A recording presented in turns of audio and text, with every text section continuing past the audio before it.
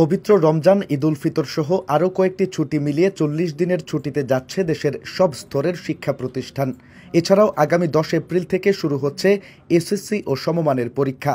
যেসব প্রতিষ্ঠানে এই পরীক্ষার কেন্দ্র রয়েছে সেগুলোতে ২ মাস ১০ দিনের লম্বা ছুটি থাকবে। শিক্ষাপঞ্জি বিশ্লেষণ করে দেখা গেছে পবিত্র রমজান মাস, শুভ দোলযাত্রা, স্বাধীনতা দিবস, জুমাতুল বিদা, শবে কদর ও ঈদ উল ফিতরের ছুটি ২ মার্চ থেকে শুরু হবে, শেষ হবে ৮ এপ্রিল।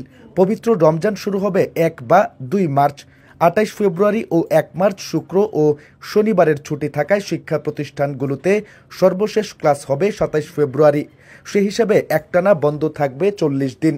শিক্ষা প্রতিষ্ঠানের প্রধানরা জানান, এসব ছুটির ঘোষণা দিয়ে রাজধানীর বিভিন্ন শিক্ষা প্রতিষ্ঠানে ইতিমধ্যে ছুটির নোটিশ টানানো হয়েছে।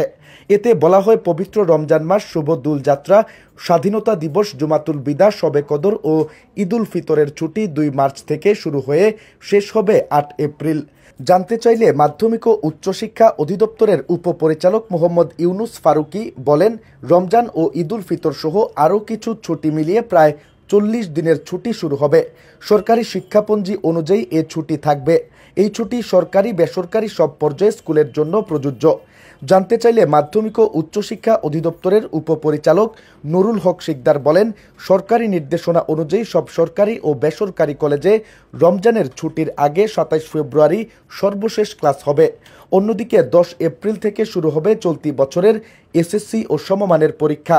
এই পরীক্ষায় যেসব শিক্ষা প্রতিষ্ঠানকে পরীক্ষা কেন্দ্র হিসেবে ব্যবহার করা হবে সেসব প্রতিষ্ঠানে টানা ২ মাস ১০ দিন ছুটি থাকবে। শিক্ষা প্রতিষ্ঠানের প্রধানরা জানান, চলতি বছরের রমজান, ঈদ উল ফিতরের ছুটির সঙ্গে এসএসসি পরীক্ষার ছুটি মিলে যাওয়ায় লম্বা ছুটিতে যাচ্ছে শিক্ষা প্রতিষ্ঠানগুলো।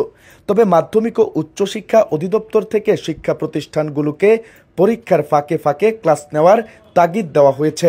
জানতে চাইলে ঢাকা শিক্ষা board chairman professor doctor Khandakar Ehsanul Kabir বলেন, পরীক্ষা চলাকালীন সময় বাদে স্কুল কলেজগুলো নিজস্ব ব্যবস্থাপনায় যদি ক্লাস নিতে চায় সেক্ষেত্রে আমাদের কোনো নিষেধ নেই।